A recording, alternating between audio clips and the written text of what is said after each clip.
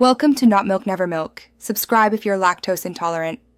In this video, I will show you how to open a Volkswagen Jetta key fob. First, ensure you have the right tools: a small flathead screwdriver and a fresh CR2032 battery. These are essential for a smooth process. Next, carefully examine your key fob to find the small, narrow slot. This slot is usually located on one of the sides, near the key ring attachment point. It's designed for easy access. Before you can access the battery, you need to remove the emergency key.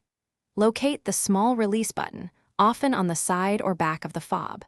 Press this button firmly and slide the metal emergency key out of its housing.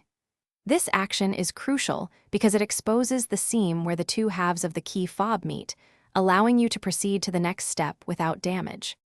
Now, with the emergency key removed, you can begin to separate the key fob's two halves. Take your small flathead screwdriver and carefully insert its tip into the slot you revealed earlier. Apply gentle pressure and slowly twist the screwdriver. You should hear a slight click as the two halves begin to separate.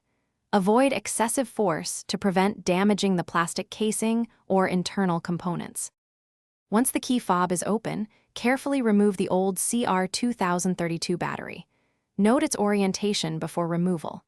Insert the new CR2032 battery with the positive side facing up. Then, align the two halves of the key fob and gently press them together until they snap securely into place. Finally, slide the emergency key back into its slot until it clicks, completing the process. Thanks for watching. If this was helpful, leave a like and consider subscribing. See you next time.